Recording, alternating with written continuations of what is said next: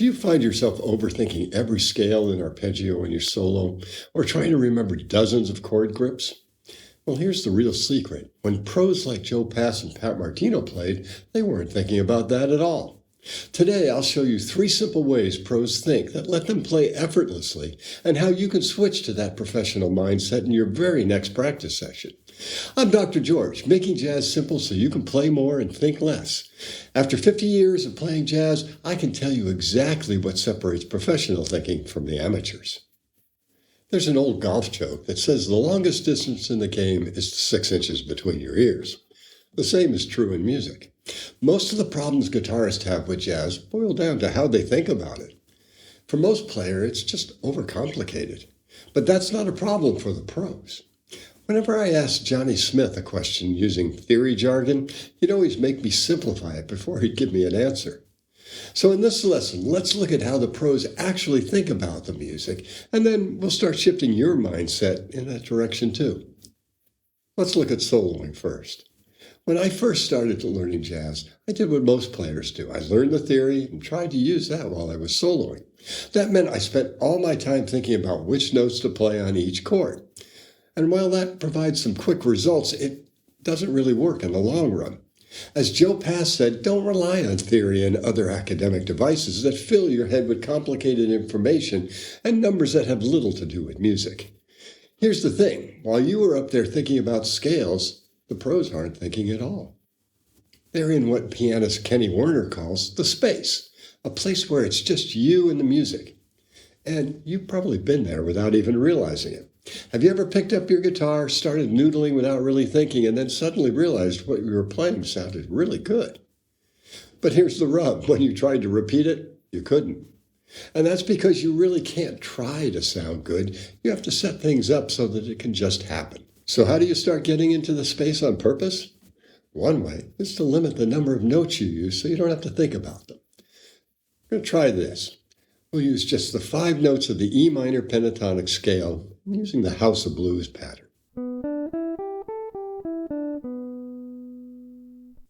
Now, you'll improvise over the progression for Autumn Leaves. Try to make it as interesting as possible using pitch, rhythm, dynamics, articulation, and texture. But don't try to sound good, just let it flow. Stay inside that tiny set of notes and keep your attention on the song.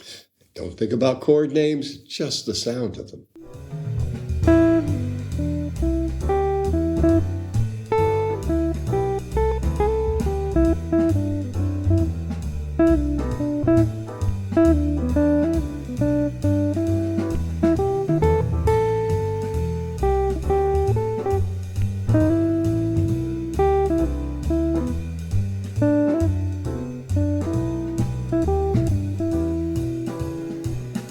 Now, while I was playing that, all I was thinking about was the song and the music I was hearing. This way of thinking about solos is starting to click. Do me a favor and hit the like and subscribe buttons.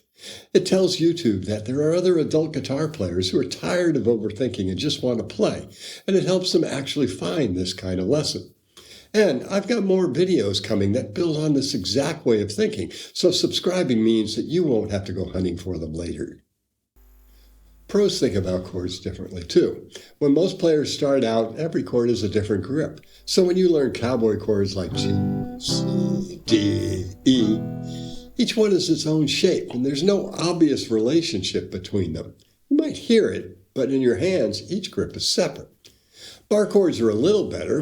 You probably know A, and then A7, and A minor from the same basic form.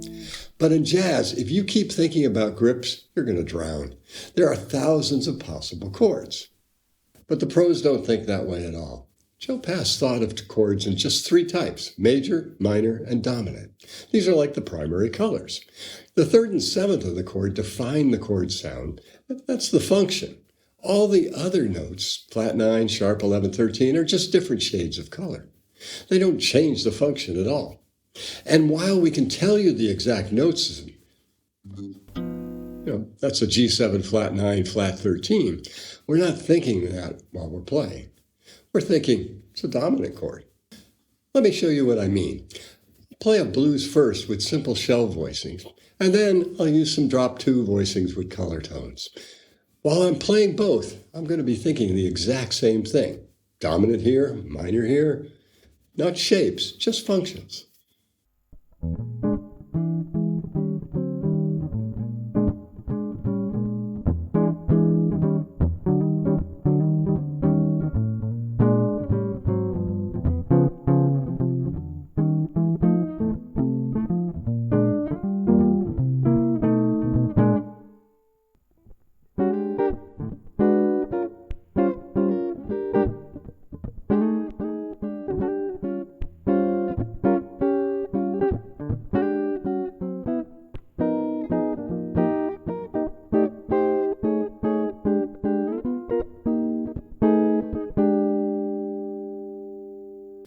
Now, I know this is a pretty different way of thinking about jazz guitar, and I'm sure you've got questions or even doubts about how it fits with what you already know.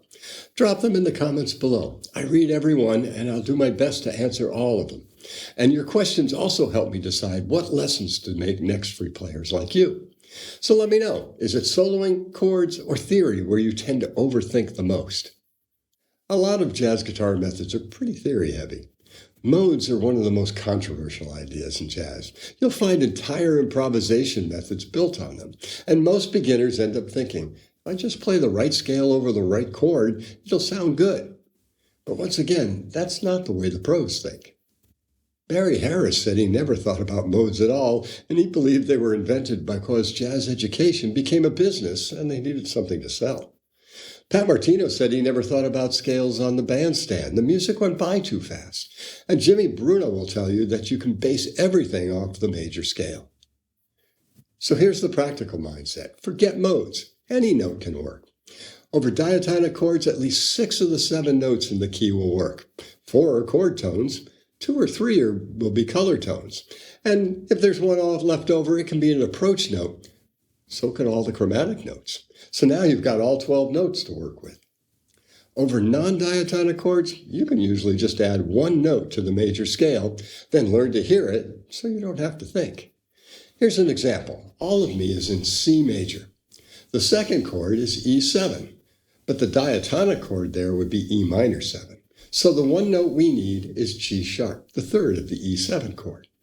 Now, if you add the G sharp to the C major scale, you've made the chord change. And all the other notes of C major are chord tones or color tones like flat 9, sharp 9, flat 13. It's pretty hip, actually.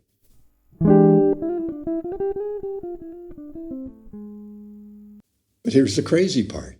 The new scale is actually the bebop scale that Barry Harris calls the flat 6 diminished scale.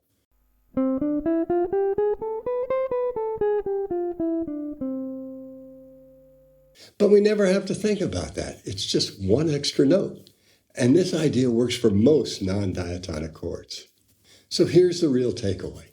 Changing the way you think is the key to playing jazz with confidence and actually having fun.